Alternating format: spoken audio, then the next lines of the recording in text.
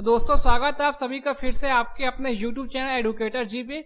जी हाँ, आज हम लोग लेके आए आप सभी के लिए सीजीपीएससी प्रीलिम्स और मेंस के पर्पज से जो हमारा एक प्लेलिस्ट चल रहा था, एक हमारा जो कोर्स चल रहा था कि छत्तीसगढ़ थ्रू मैप्स, काफी इंपॉर्टेंट लेक्चर है। आप सभी को भी काफी पसंद आया, काफी लोग पर्सनली मैसेजेस से मुझको आए कि इसको कंटिन्यू किया जाए। तो जी हाँ, इसको हम लोग कंटिन्यू करेंगे। तो उसी पे फर्दर एक लेक्चर आया जो कि आपका राजनांदगांव डिस्ट्रिक्ट के ऊपर, काफी इंपॉर्टेंट जिला। इसको पूरा देखिएगा और नोट डाउन करते चलेंगे जैसा कि अभी तक आपने करते आया है। इसमें हम लोग क्या करेंगे, पहले जितने भी इंपॉर्टेंट चीजें हैं उसको हम लोग मैप के माध्यम से एनालिसिस करेंगे। फिर जितने भी इसमें आप जैसा कि आप लोग पढ़ते आए हैं कि पर्यटन स्थल हो गया, केंद्र संरक्षित स्मारक, राज्य संरक्षित स्मारक, और खास करके जो राजनांदगांव जिला है उसमें से कुछ जो इम्पोर्टेंट जो प्रमुख व्यक्तित्व है, जैसा कि ठाकुर प्यारेलाल हो गए, पदुमलाल पुन्नालाल बक्सी है आपके, गजानन माधव मुक्तिबोध, बलदेव प्रसाद मिश्र, काफी इंपॉर्टेंट जो प्रमुख व्यक्तित्व जो कि आपका मेंस के पर्पज से भी काफी इंपॉर्टेंट है। और सारे राजनांदगांव जिले से जितने भी आपके जो फैक्चुअल और थ्योरेटिकल क्वेश्चंस बन सकते हैं, सारी चीजों को हम लोग यहाँ पे आपका अध्ययन करने की कोशिश करेंगे। तो चलिए शुरू करते हैं हम लोग। सबसे पहले देखेंगे कि छत्तीसगढ़ में संभाग, जैसा कि आप सभी को मालूम है कितने संभाग है, 5 संभाग है। 5 संभाग में हमारा बस्तर संभाग और रायपुर संभाग पूरा कंप्लीट हो गया। जो हमारा जो संभाग चल रहा है वो दुर्ग संभाग। तो दुर्ग संभाग के अंदर में हमारे कितने जिले आते हैं, हमको मालूम है कि 5 जिले हैं। 5 जिलों में दुर्ग जो कि है हमारा कंप्लीट हो चुका है। दुर्ग के बारे में हम लोगों ने ऑलरेडी अध्ययन कर चुके हैं। तो सेकेंड जिला आज हम लोग पढ़ने जा रहे हैं, हमारा कौन सा जिला है, राजनांदगांव जिला। राजनांदगांव जिला के अंदर में जैसा कि पहले ही मैंने आपको बताया कि क्या क्या चीजें पढ़ेंगे, सामान्य परिचय, इतिहास, भौगोलिक परिचय, खनिज पढ़ेंगे, केंद्र राज्य संरक्षित स्मारक, जितने भी चीजें, पर्यटन हो गया, नदी, परिवहन, जो भी चीजें राजनांदगांव से बिलोंग करती है और आपके एग्जाम के पर्सपेक्टिव से इंपॉर्टेंट है, हर एक चीज को हम लोग पढ़ने की कोशिश करेंगे। वेदर आप सीजीपीएससी प्रीलिम्स की तैयारी कर रहे हैं, मेंस की तैयारी कर रहे हैं, व्यापम की तैयारी कर रहे हैं, या फिर छत्तीसगढ़ से रिलेटेड किसी भी एग्जाम की तैयारी कर रहे हैं, तो ये लेक्चर और ये पूरा प्लेलिस्ट या फिर पूरा कोर्स काफी इंपॉर्टेंट रहने वाला है। तो किसी भी लेक्चर को मिस मत करिएगा। और बाकी की जो जितने भी जिले हैं जो कि पहले हम लोगों ने पढ़ चुके हैं, सारे की लिंक्स मैंने डिस्क्रिप्शन में दे दिए हैं। आप एक एक करके सारे को नोट डाउन कीजिए, देखिए, आपके लिए काफी हेल्पफुल रहेगा। तो सबसे पहले सामान्य परिचय से हम लोग शुरुआत करते हैं। जो राजनांदगांव जिला उसका गठन कब हुआ आपका, तो 26 जनवरी 1973 को। क्षेत्रफल की बात करें हम लोग तो 8070 वर्ग किलोमीटर इसका क्या क्षेत्रफल है। जनसंख्या की बात करें तो हम लोग यहाँ पे कितना जनसंख्या, 15,37,133 यहाँ की जनसंख्या है। लिंगानुपात की बात करें तो 1023 यहाँ की लिंगानुपात है। काफी इंपॉर्टेंट है कि यहाँ की लिंगानुपात काफी अच्छी, साक्षरता दर भी यहाँ की काफी अच्छी जो कि 86.83% यहाँ की साक्षरता, दोनों इंपॉर्टेंट डाटा है कि लिंगानुपात कितना आपका 1023, साक्षरता कितना आपका 86.83%। पड़ोसी सीमा की बात करें तो आपका जिले की बात करेंगे तो आपका कवर्धा, बेमेतरा, दुर्ग, बालोद, कांकेर, और वहीं अगर राज्य की बात करें तो महाराष्ट्र और मध्य प्रदेश से इसका सीमा क्या है लगता है। और जो कैसे लगता है अभी हम लोग मैप के माध्यम से उसको पढ़ेंगे, काफी इंपॉर्टेंट है वो भी, ये बहुत अच्छे से आपको यहाँ पे इलुबरेट किया गया है। पंचायत की संख्या की यहाँ पे देखेंगे 798 कितने ग्राम पंचायत है। तहसील की बात करें तो यहाँ पे कुल 9 यहाँ पे तहसील है, और एक जो तहसील है जो गंडई जो कि अभी प्रस्तावित हुआ है लेकिन उसका कंफर्मेशन नोटिस नहीं आया। तो आप वैसे आपको 9 तहसील पूरा मैं मैप में लोकेट कराऊंगा, लेकिन याद रखेंगे कि राजनांदगांव से कौन सा तहसील है जो कि प्रस्तावित है, ऐसा आपके एग्जाम में पूछ सकता है, तो वो कौन सा आपका गंडई है। 9 तहसील में कौन कौन सा आपका छुई खदान, खैरागढ़, डोंगरगढ़, राजनांदगांव, डोंगरगांव, अंबागढ़, चूरिया, मोहला और मानपुर। प्रस्तावित कौन सा है आपका गंडई। जनपद पंचायत की बात करें तो आपका छुई खदान, खैरागढ़, डोंगरगढ़, राजनांदगांव और आपका डोंगरगांव, अंबागढ़, चूरिया, मोहला, मानपुर, और वैसे ही आपका 10वां क्या है, गंडई अनुशंसित है। 11वां आपका मुड़ीपार, दुमका, और यहाँ पे कुमरदालाल और बहादुरपुर, ये भी क्या है, यहाँ पे जो 5 है, ये जो 4 है लास्ट के क्या है आपका अनुशंसित है, अभी कंफर्मेशन इसका भी नहीं आया है। नगर पंचायत की बात करें तो 5 नगर पंचायत आपका छुई खदान, डोंगरगांव, अंबागढ़, चूरिया, गंडई। सबसे इंपॉर्टेंट जो यहाँ पे डाटा है वो नगर पालिका। 2 नगर पालिका कौन कौन सा है, खैरागढ़ और डोंगरगढ़। और नगर निगम की बात करें तो यहाँ क्या है आपका राजनांदगांव एक नगर निगम है, तो ये भी आप याद रखेंगे।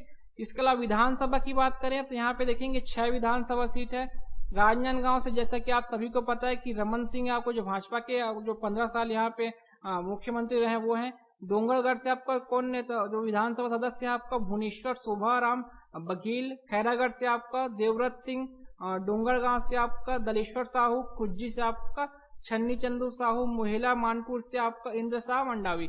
एग्जाम पर्पज से हो सकता है उतना इंपॉर्टेंट ना हो, लेकिन अगर आप उस क्षेत्र से बिलोंग करते हैं तो ये सारी जानकारी भी आपके लिए काफी इंपॉर्टेंट है, इतना आपको जानना चाहिए। लोकसभा क्षेत्र यहाँ से देखेंगे तो लोकसभा से कौन आगे सदस्य आपका राजनांदगांव से, तो संतोष यहाँ पे जो पांडे हो भाजपा के सदस्य हैं, ये आपका लोकसभा सदस्य है।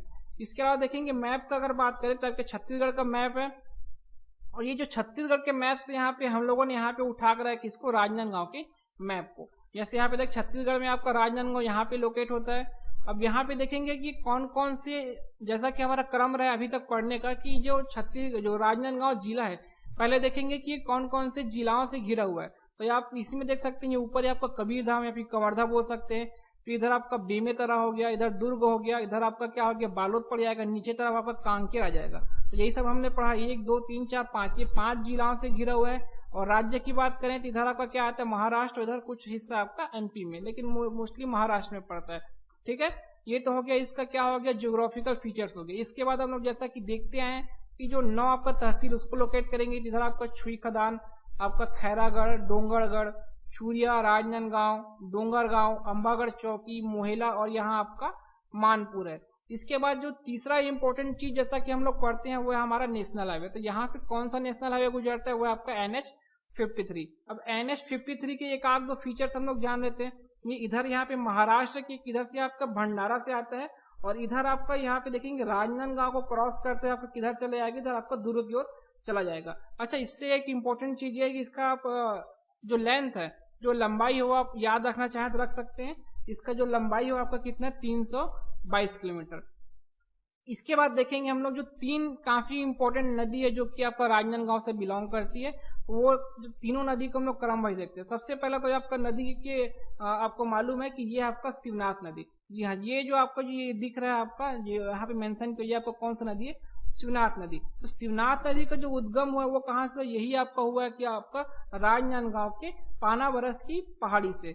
आप सभी को मालूम है कि जो महानदी की सबसे बड़ी सहायक नदी कौन सा है, शिवनाथ नदी, जिसका उद्गम कहाँ हुआ है आपका, यहाँ पे देखेंगे आपका पानाबरस की पहाड़ी राजनांदगांव से। और ये विसर्जन कहाँ होता है, तो आगे चल के किसमें भी मिल जाएगा, आपका महानदी में मिल जाएगा। कहाँ पे मिलता है, तो आपका सूर्यनारायण में। अब सूर्यनारायण में कैसे मिलता है, तो वो भी हम लोग सीक्वेंस देख लेते हैं कि इसका प्रवाह कहाँ से होता है। ये जो आपका निकलता है राजनांदगांव से, यहाँ पे छत्तीसगढ़ के मैप में देखेंगे, यहाँ पे देखेंगे पॉइंटर को, ये राजनांदगांव से निकला, राजनांदगांव से जाता है आपका कहाँ जाएगा, दुर्ग से आपका कहाँ जाएगा, बेमेतरा से आपका जाएगा कहाँ, मुंगेली से आपका कहाँ चला गया, बिलासपुर से आपका चला गया बलौदा बाजार से आपका कहाँ चला जाता है, जांजगीर चांपा, और वहां जाके आपका कहाँ, सूर्यनारायण में महानदी से मिल जाता है। तो ये आपका पूरा सीक्वेंस हो गया किसका, आपका बोल सकते हैं यहाँ पे, ठीक है, शिवनाथ नदी का। इसके बाद जो दूसरा इंपॉर्टेंट नदी है वो हमारा कौन सा नदी है, कोटरी नदी को हम दूसरे मैप में पढ़े हैं, आज तक पढ़ते हैं कि केवल यहाँ से प्रवाह होता है, लेकिन इसका जो उद्गम हुआ है वो कहाँ से है, आपका राजनांदगांव से। पिछले लेक्चर में भी है इस चीज को हम लोगों ने डिस्कस किया है। तो ये जो राजनांदगांव के जो इसका जो एग्जैक्ट जो बोल सकते हैं वो है क्या, मोहेला तहसील। यहाँ पे जो 8वें नंबर जो तहसील है मोहेला तहसील, यहीं से आपका जो कोटरी नदी इसका उद्गम हुआ है। और विसर्जन कहाँ होता है, ये आगे चल के किसमें होता है, इंद्रावती जो नदी है उसमें हम लोग क्या होता है, विसर्जित हो जाता है। अब ये कहाँ पे विसर्जित होगा, यहाँ पे देखेंगे आपका राजनांदगांव, यहाँ से आपका ये निकल कहाँ जाता है, कांकेर जाएगा, कांकेर से आपका सीधा कहाँ चले आएगा, ये जो आपका सीमा यहाँ बनाते हुए आपको इस प्रकार की सीमा बनाते हुए चले जाता है आपका इधर महाराष्ट्र में, आपका ये मिल जाता है किसमें, इंद्रावती में। याद रखेंगे ये जो सीमा है बीजापुर, ये सीमा है इसी के आसपास है, किसमें मिलता है, आपका इंद्रावती में मिल जाता है। काफी इंपॉर्टेंट नदी है आपका।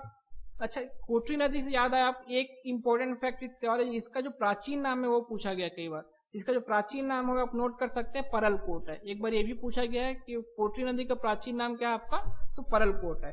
और इसकी अगर लंबाई की बात करें तो वो भी आप नोट डाउन कर सकते हैं, वो आपका 135 किलोमीटर, 135 किलोमीटर से क्या है, लंबाई है कोटरी नदी की। तीसरी जो इंपॉर्टेंट नदी है वो है हमारे यहाँ बाघ नदी। तो बाघ नदी का उद्गम कहाँ हुआ है, तो ये उद्गम और विसर्जन दोनों काफी इंपॉर्टेंट होता है, सीधे सीधे इनसे क्या हर एग्जाम में प्रश्न बनते हैं, तो इन सारी चीजों को आप याद रखेंगे। तो बाघ नदी का उद्गम भी कहाँ हुआ है, आपका कुलझाड़ी पहाड़ी राजनांदगांव में, और ये आगे चल के कहाँ विसर्जित होता है, तो ये आगे चल के विसर्जित कहाँ होता है, आपका गोदावरी नदी, याद रखेंगे गोदावरी में, वेनगंगा के माध्यम से विसर्जित होता है, लेकिन फाइनली विसर्जित कहाँ होगा आपका, तो गोदावरी नदी में। तो एक मैप के माध्यम से यहाँ पे हम लोगों ने काफी अच्छा यहाँ पे एनालिसिस किया है, और देखेंगे कि यहाँ पर आपका क्या है, तो इंदिरा कला संगीत विश्वविद्यालय, सारी चीजों का भी हम लोग काफी डिटेल में आगे पढ़ने वाले हैं। तो लेक्चर को पूरा देखिएगा और पूरा कंप्लीट नोट डाउन करेंगे, आपके लिए काफी इंपॉर्टेंट रहने वाला है। तो इसके बाद हम लोग देखते हैं विशिष्ट परिचय कि क्या क्या कुछ विशिष्ट चीजें हैं। तो देखेंगे सबसे पहले इंपॉर्टेंट कि क्षेत्रफल में क्या है, आपका सबसे बड़ा जिला है, यहाँ आपका पहला रेलवे स्टेशन है, सोया सॉल्वेंट प्लांट है, सबसे पहला कृषि मॉल है। कई बार आपके एग्जाम में पूछा गया कि छत्तीसगढ़ का सबसे पहला कृषि मॉल कहाँ है, तो आंसर इज राजनांदगांव। यहाँ पे शासकीय मुद्रणालय है। इसके अलावा यहाँ पे आपका पुलिस ट्रैफिक सेंटर, आप चाहें तो इसको नोट कर सकते हैं। लेकिन ये सारी चीज जो आपका लिखा हुआ काफी इंपॉर्टेंट है। नदी हम लोगों ने पढ़ लिया, शिवनाथ कोटरी बाग। रोड हम लोगों ने पढ़ लिया NH53, ठीक है, जिसको मुंबई नागपुर कोलकाता नेशनल हाईवे बोलते हैं। पर्यटन अभी देखेंगे हम लोग डोंगरगढ़, खैरागढ़, चितवा डोंगरी, इसको आगे हम लोग काफी डिटेल में पढ़ने वाले हैं, क्या क्या इनसे रिलेटेड चीजें। खनिज में आप देखेंगे यहाँ पे 4 प्रकार के खनिज यहाँ से प्राप्त होते हैं। सबसे पहले देखेंगे लौह-यश, जो कि मिलता है आपका बोरिया टिब्बू से। यूरेनियम मिलता है कहाँ से, भंडारी टोला से, ये आपके एग्जाम में पूछा जा चुका है। लाइमस्टोन मिलता है आपका छुई खदान से। फ्लोराइड्स मिलता है आपका चांदी डोंगरी से, तो आप इसे भी नोट कर सकते हैं। उद्योग की बात करें तो आप सभी को मालूम है, BNC मिल काफी प्रसिद्ध, आप कई जगह इसको पढ़ चुके होंगे। ये आपका पहला वृहद उद्योग है यहाँ का, और एक छत्तीसगढ़ का एकमात्र क्या आपका कपड़ा उद्योग है, क्या आपका BNC मिल। सेकेंड यहाँ पे देखेंगे एविस सोया सॉल्वेंट प्लांट, जैसे हम लोगों ने पढ़ा। तीसरा यहाँ पे है आपका सोलर सेज है, 250 हेक्टेयर में फैला हुआ आपका सोलर सेज है। फूड पार्क है आपका कहाँ, तो आपका टेडेसरा में। अच्छा देखेंगे फूड पार्क आपका टेडेसरा के अलावा जोतराई, इंदावनी, पवन तल्ला, विजय तल्ला और आपका महकम खुर्द में भी है, लेकिन आप यहाँ पे टेडेसरा को याद रखेंगे, ठीक है। अच्छा, इसके बाद हम लोग जैसा पढ़ते हैं कि केंद्र संरक्षित स्मारक के बारे में। तो केंद्र संरक्षित स्मारक में आपका है प्राचीन शिव मंदिर, जो कि है आपका गंडई राजनांदगांव में। अब यहाँ क्या है, तो ये जैसा कि नाम से आपको पता चला कि प्राचीन शिव मंदिर एक शिव मंदिर है जो पत्थर से बना हुआ है। इसका जो निर्माण की बात करें तो 10वीं से 11वीं शताब्दी में नागवंशी शासकों द्वारा इसका जो निर्माण है ये हुआ है, ठीक है। तो आप याद रखेंगे केंद्र संरक्षित स्मारक में क्या है कि प्राचीन शिव मंदिर, जो कि कहाँ स्थित है, आपका गंडई राजनांदगांव में। राज्य संरक्षित स्मारक में बात करें तो राज्य संरक्षित स्मारक में है आपका शिव मंदिर घटियार राजनांदगांव, ठीक है। ये कहाँ है आपका, घटियार राजनांदगांव में। ये जो प्राचीन शिव मंदिर है ये आपका 1979 में एक किले के उत्खनन के कार्य के फलस्वरूप प्रकाश में आया। अर्थात जब एक किला का उत्खनन किया जा रहा था तो वहां से इस मंदिर के बारे में पता चला। कब, तो 1979 से इसके अस्तित्व के बारे में पता चलता है। और इसका निर्माण की बात करें तो इसका निर्माण भी आप देखेंगे नागवंशी राजाओं के काल, जो कि 10वीं से 11वीं शताब्दी में ही ये मंदिर भी आपका निर्मित है। तो याद रखेंगे दोनों मंदिर जो कि केंद्र और राज्य संरक्षित स्मारक है, दोनों 10वीं से 11वीं शताब्दी के मध्य नागवंशी शासकों द्वारा निर्मित है। इसके बाद देखते हैं हम लोग पर्यटन स्थल। काफी इंपोर्टेंट पर्यटन स्थल है, आप सभी यहाँ पे विजिट भी कर चुके होंगे। माँ बमलेश्वरी देवी का मंदिर डोंगरगढ़ काफी प्रसिद्ध भी है। इसका प्राचीन नाम क्या है आपका, कामावती पुरी। निर्माण किसका कराया इन्होंने इसका, तो राजा वीरसेन द्वारा। काफी इंपॉर्टेंट है, जिन्होंने निर्माण कराया उसका नाम आप बिल्कुल याद रखेंगे। राजनांदगांव का एक तीर्थ स्थल है। अच्छा, इसके नाम के बारे में एक वो है कि जो डोंगरगढ़ शब्द है ये 2 शब्द से लिया गया, एक आपका डोंगर और दूसरा आपका वो गढ़।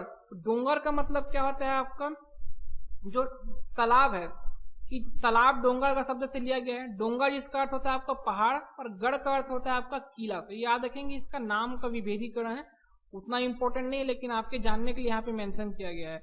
इसकी ऊंचाई बात करें तो 1600 फीट की ऊंचाई जो पहाड़ी है उस पर एक क्या है, क्या आपका जो डोंगरगढ़ का जो मंदिर है माँ बमलेश्वरी देवी मंदिर वो आपका स्थित है। काफी आप सभी को मालूम है कि प्राचीन भी है, काफी फेमस भी है। अगर आप छत्तीसगढ़ से हैं आप सभी ने एक बार इसको विजिट जरूर किया होगा।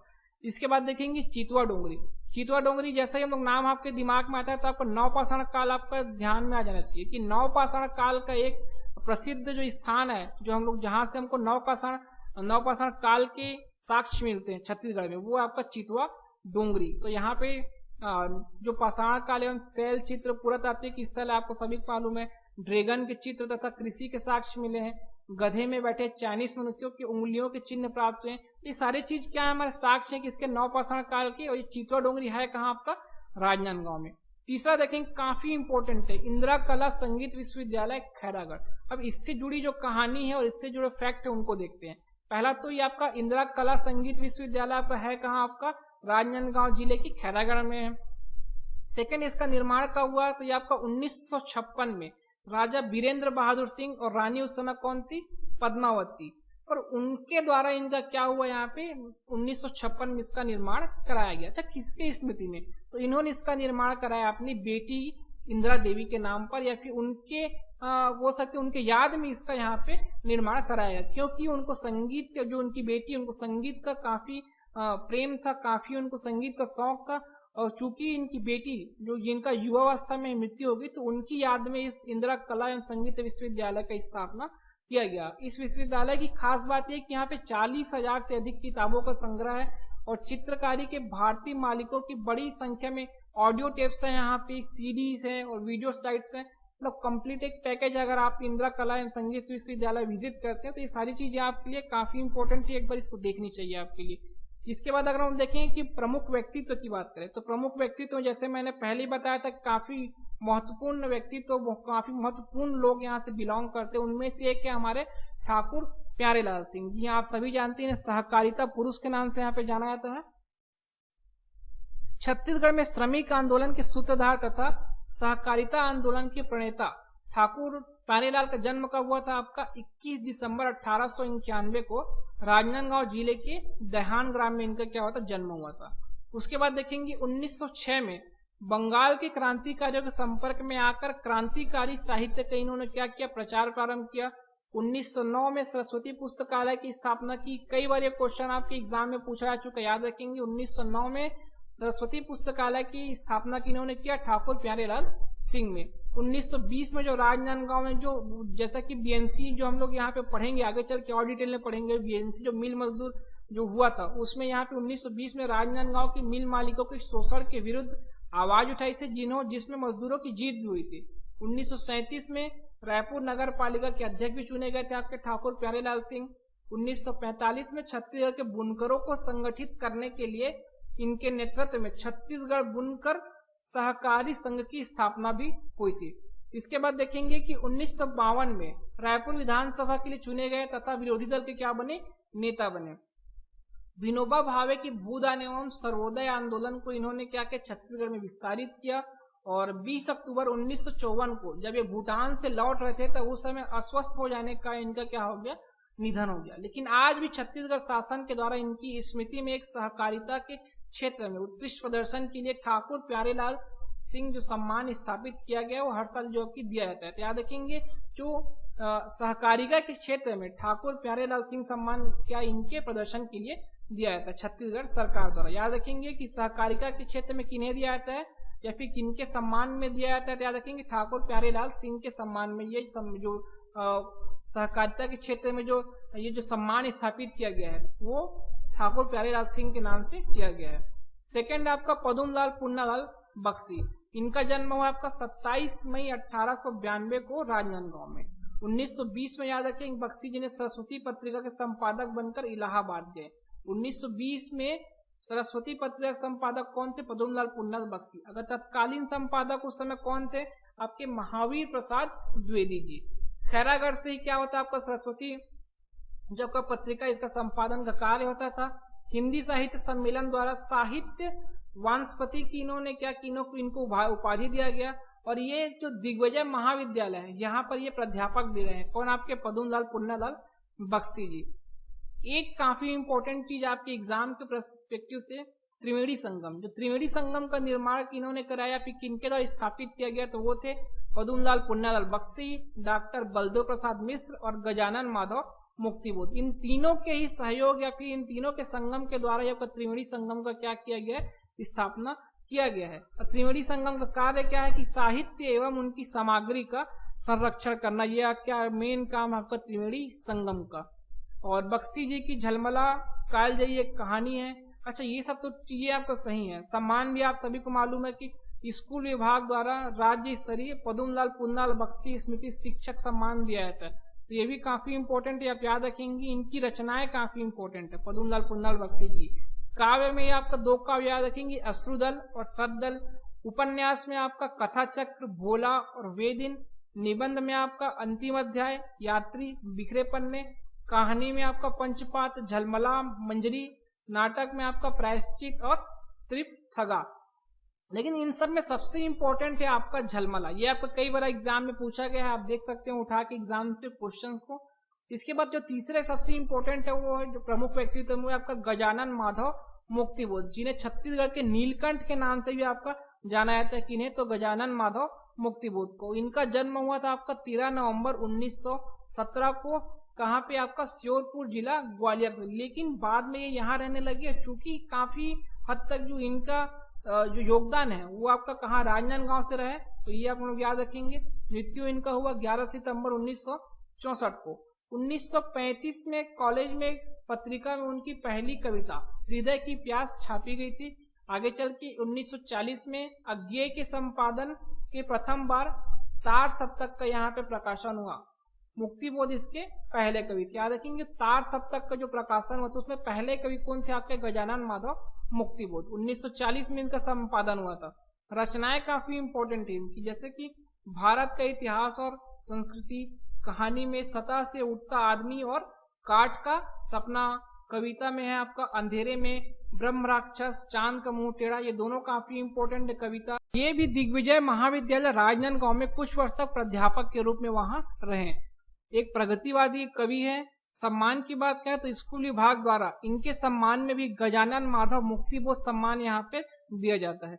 इसके बाद देखेंगे हमारे डॉक्टर बलदेव प्रसाद मिश्र जी। ये भी बिलोंग करते कहाँ से? आपके राजनांदगांव से, क्योंकि इनका जन्म ही हुआ था आपका 12 सितंबर 1898 को राजनांदगांव में। 1920 में असहयोग आंदोलन के समय इन्होंने ठाकुर प्यारेलाल सिंह के साथ मिलकर राजनांदगांव में स्वदेशी राष्ट्रीय विद्यालय की स्थापना किया था। तो ये क्वेश्चन काफी इंपॉर्टेंट है कि स्वदेशी राष्ट्रीय विद्यालय की स्थापना किन्होंने किया, किसके साथ मिलकर किया, कब किया, तीनों पर्सपेक्टिव में याद रखेंगे। इसके बाद देखेंगे 1946 में इनकी अमर कृति साकेत संत जो है प्रकाशित हुआ। कब हुआ है? तो 1946 में इनकी अमर कृति। सम्मान की बात करें तो स्कूल विभाग द्वारा इनके सम्मान में डॉक्टर बलदेव प्रसाद मिश्र जो सम्मान है वो स्थापित किया गया है। इनकी रचनाएं की बात करें तो है आपका मृडालिनी परिचय, समाज सेवक, मैथिली परिणय, साहित्य लहरी, कौशल किशोर, मानस मंथन, जीवन संगीत और छत्तीसगढ़ परिचय। छत्तीसगढ़ परिचय डॉक्टर बलदेव प्रसाद मिश्र का जो कि कई बार आपके एग्जाम में पूछा गया है। तो जो चीजें ज्यादा इंपॉर्टेंट है उसको भी मैं आपको मेंशन करते चलूंगा, बताते चलूंगा कि कौन सा चीजें आपके एग्जाम में कई बार पूछा गया है। अगर आप रेगुलरली एग्जाम दे रहे हैं आपको खुद वहां पर पता चल जाएगा। इसके बाद है आपके बरसाती भैया, जिन्हें किसानों के चहेते भी कहा जाता है। इनका जन्म भी राजनांदगांव में हुआ है। इनका मूल नाम जो है आपका केसरी प्रसाद वाजपेयी है। बेसिकली एक उद्घोषक कलाकार हैं, जैसे कि गुड़ी के गोट, आकाशवाणी कार्यक्रम के माध्यम से सांस्कृतिक जागरण इन्होंने लाया। अनेक टेलीफिल्मों में इन्होंने काम किया है और इसी कारण 1962 में इनकी लोक कथा को पुरस्कृत भी किया गया था। यह बिलोंग करते कहाँ से? आपके राजनांदगांव से। इसके बाद है आपके फीदाबाई मरकाम, जिन्हें छत्तीसगढ़ की लता कहा जाता है। छत्तीसगढ़ रंगमंच और नाचा की प्रथम पंक्ति के ये क्या है? लोककार है। कई अंग्रेजी टीवी सीरियल्स में भी इन्होंने क्या किया? काम किया है। और इसीलिए 1998 में मध्य प्रदेश शासन द्वारा तुलसी सम्मान भी प्रदान किया गया है। चूंकि उस समय छत्तीसगढ़ मध्य प्रदेश का ही हिस्सा था, इसलिए जो सम्मान है वो मध्य प्रदेश शासन द्वारा दिया गया था इनको। इसके बाद आपके गोविंद राम निर्मलकर जी, जो एक जीवन कलाकार है। गोविंद राम जो निर्मलकर है 1935 से 2014 तक एक भारतीय अभिनेता और लोक थिएटर कलाकार थे, जिन्होंने छत्तीसगढ़ के नाचा और लोक थिएटर में काफी काम किया है और इनके योगदान के लिए आज भी ये जाने जाते हैं। भारत सरकार द्वारा 2009 में इन्हें क्या चीज दिया गया? पद्मश्री दिया गया। 2012 में इन्हें संगीत नाटक अकादमी पुरस्कार से सम्मानित किया गया। 2006 में इन्हें तुलसी सम्मान और दाऊ मंदराई सम्मान भी प्राप्त मिला है। काफी इंपॉर्टेंट है ये भी, एक हिसाब से बोला जा सकता है। ये मिट्टी की गाड़ी, बहादुर कलारीन, हिड़मा की अमर कहानी, पोंगा पंडित, आगरा बाजार जैसे काफी थिएटरों में इन्होंने क्या किया है? प्रोडक्शन का काम किया है। इसके बाद देखेंगे डॉक्टर पुखराज बाफना, जो कि 2011 में इन्हें भारत सरकार द्वारा पद्मश्री सम्मानित किया गया था। ये भी कहाँ से बिलोंग करते हैं? आपके राजनांदगांव से।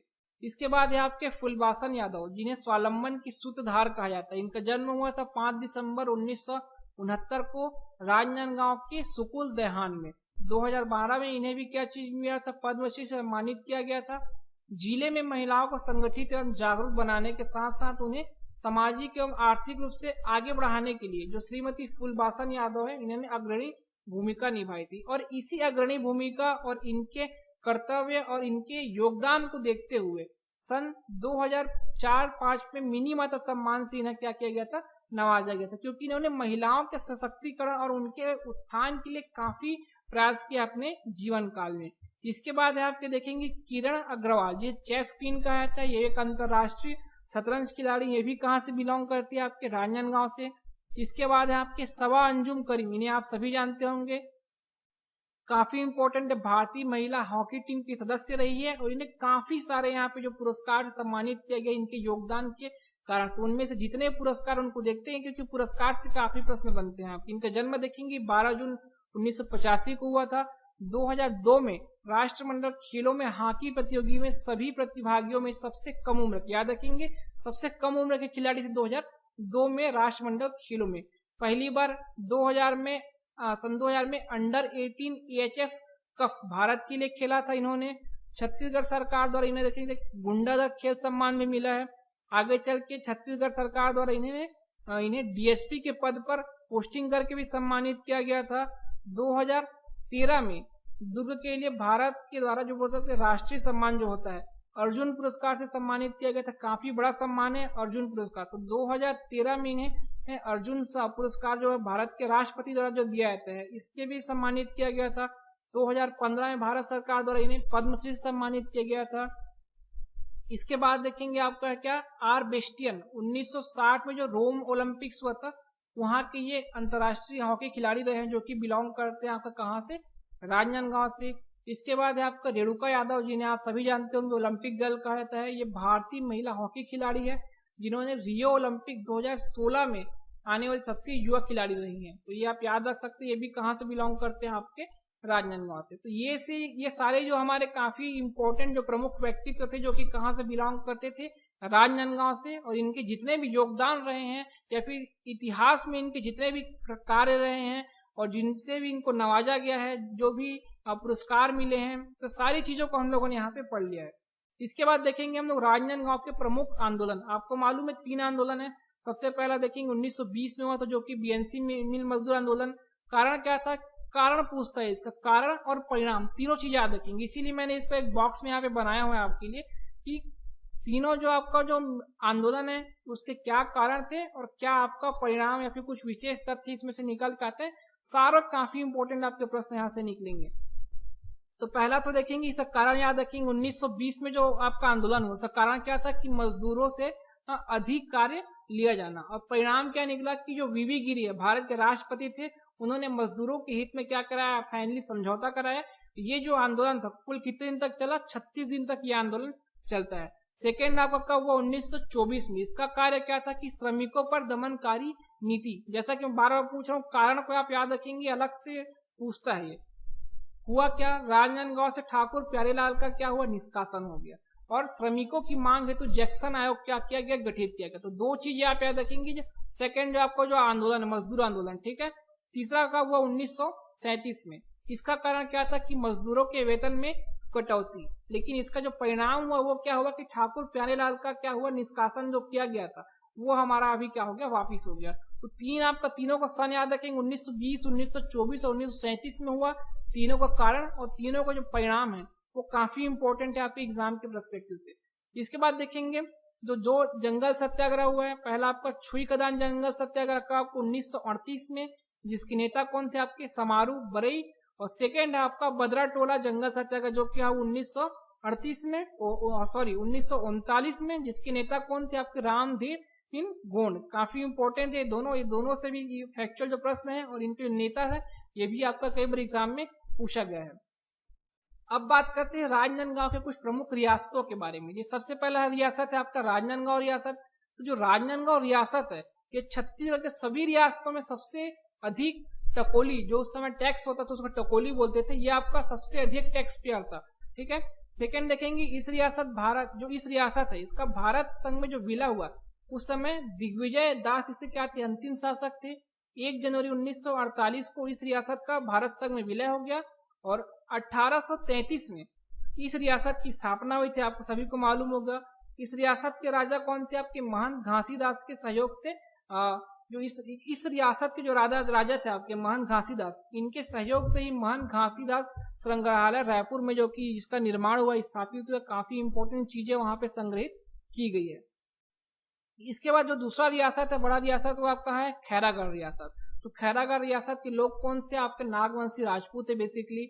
सेकेंड इंपॉर्टेंट चीज है कि जो रियासतों का भारत संघ में विलय के समय खैरागढ़ के राजा कौन थे, वो याद रखेंगे आप, वीरेंद्र बहादुर थे। जो राजा वीरेंद्र बहादुर और रानी ऐश्वर्या, इन्हीं के नाम पर, इंदिरा के नाम पर 1956 में इंदिरा कला संगीत विश्वविद्यालय की स्थापना हुई। तो इन्हीं के नाम पर 1956 में इंदिरा कला एवं संगीत विश्वविद्यालय की स्थापना किया गया, जो कि छत्तीसगढ़ का सबसे पहला विश्वविद्यालय है। कई बार आपके एग्जाम्स में पूछा गया, ठीक है। इसके बाद देखेंगे आपका है छुई खदान रियासत। जो छुई खदान, जो छुई नामक जो मिट्टी है, इसके खदान होने का इस रियासत का नाम पड़ा आपका छुई खदान, ठीक है। 1 फरवरी 1948 को इस रियासत का जो भारत संघ में विलय हो गया, और विलय के समय इस रियासत के राजा कौन थे? तो आपके महंत ऋतुपूर्ण किशोर दास। इसके बाद देखेंगे कि राजनांदगांव के प्रमुख जनजाति, तो 3 प्रमुख जनजाति, एक बैगा, हल्बा और गोंड, ये 3 प्रमुख जनजाति मुख्य रूप से राजनांदगांव में निवासित है। विशिष्ट महत्व की बात करें तो पहले आप देखेंगे विशिष्ट महत्व या फिर कुछ करंट की चीजें, तो पहला देखेंगे आपका गंडई। गंडई ये जो रियासत है छत्तीसगढ़ के सभी रियासतों में सबसे सर्वाधिक टकोली पटाता था, जैसे हम लोग पहले ही पढ़ चुके थे। सेकंड देखेंगे कि इस रियासत जो भारत संघ विलय के समय दिग्विजय दास इनके क्या थे? अंतिम शासक थे। कोपे डी याद रखेंगे, जो प्रधानमंत्री सौभाग्य योजना के तहत पहला पूर्ण विद्युतीकृत गांव बना, कौन? आपका कोपे डी। ये भी कहा आपका राजनांदगांव में है। राजनांदगांव की ही बात कर लेते, देश का पहला दिव्यांग भवन कहाँ बनेगा? आपका राजनांदगांव बनेगा। पौधे संरक्षण, औषधि व गुण नियंत्रण जो प्रयोगशाला, ये कहाँ? यहीं स्थापित किया जाएगा। सरदार वल्लभ भाई पटेल अंतर्राष्ट्रीय हॉकी स्टेडियम कहाँ आपका? तो राजनांदगांव में। लोक नाट्य प्रशिक्षण केंद्र स्थापित कहाँ किया जाएगा? तो राजनांदगांव में स्थापित किया जाएगा। तो ये सारी चीजों को आप याद रखेंगे। इसके बाद देखेंगे कि सुमनी गांव, ये भी कहाँ है आपका? राजनांदगांव में। यह राज्य का पहला मॉडल कॉलेज बनेगा, कहाँ आपका? सुमनी गांव, राजनांदगांव में। इसके बाद है आपका मसरकला गांव, याद रखेंगे मसरकला गांव, जो कि विकासखंड आपका डांगरगढ़ के इस ग्राम पंचायत को पंडित दीनदयाल उपाध्याय पंचायत सशक्तिकरण पुरस्कार से सम्मानित किया गया था। ये सारी चीजें आप याद रख सकते हैं। तो और इसके अलावा देखेंगे 3 और है कि चंद्रगिरी जैन तीर्थ स्थान जो डोंगरगढ़ में है, यहाँ पर संयम स्वर्ण महोत्सव का आयोजन किया जाता है। तो आप जैसा एग्जाम में क्वेश्चन पूछ सकता है कि संयम स्वर्ण महोत्सव का आयोजन कहाँ किया जाता है? तो डोंगरगढ़ की चंद्रगिरी जैन तीर्थ स्थान में। इसके बाद देखेंगे कुरुभाटा डोंगरगढ़, जो कि 21 फरवरी 2016 को रूबन मिशन की शुरुआत कहाँ से हुई थी? तो यहीं से हुई थी। पूछा गया क्वेश्चन ये भी कि रूबन मिशन की शुरुआत कहाँ से हुई आपका? तो कुरुभाटा डोंगरगढ़ में। और एक इंपॉर्टेंट जगह और है कि विजयतला गांव, जो कि राजनांदगांव में है, यहाँ पर आपका पतंजलि फूड का जो पार्क है वो आपका क्या हो जाएगा? प्रस्तावित किया गया है। तो ये सारी चीजें आपका कहाँ से? राजनांदगांव से बिलोंग करती है। तो दोस्तों यहाँ पे हमारा ये लेक्चर और राजनांदगांव डिस्ट्रिक्ट है वो कंप्लीट होता है। काफी इंपॉर्टेंट चीज है राजनांदगांव से। मैं बोलूंगा आपको कि एक बार ये पूरे जितने भी चीजें आप देख लिए हैं, इससे आप एक कॉपी में नोट करते चले, और नोट करने के बाद इस लेक्चर को एक बार और देखें, तो सारी चीजें आपके माइंड में क्या हो जाएगी? कंठस्थ हो जाएंगी, आपको चीजें याद हो जाएंगी। और जो मैप के माध्यम से मैंने आपको बताया उसको अच्छे से देखें, ताकि आपको मैप के माध्यम से याद रखेंगे तो काफी चीजें क्लियरिटी मिलती है, आपको काफी चीजें आपके दिमाग में क्लियर रहती है। तो दोस्तों यहाँ पे हमारा आज का लेक्चर कंप्लीट होता है। तो अगर आपको वीडियो पसंद आया हो तो वीडियो को लाइक जरूर करें, अपने दोस्तों के साथ भी शेयर करें, ताकि आपके साथ साथ उनको भी इसका लाभ मिल सके, और हमें कमेंट करके बताएं कि आपको वीडियो कैसा लगा है। साथ ही साथ अगर आप इस चैनल पर नए हैं तो जरूर इस चैनल को सब्सक्राइब कर ले, ताकि जितने भी हमारे अपकमिंग वीडियो है उनके नोटिफिकेशन आपको सबसे पहले मिल सके और आप किसी वीडियो को मिस ना करें। थैंक यू सो मच दोस्तों, हैव अ गुड डे।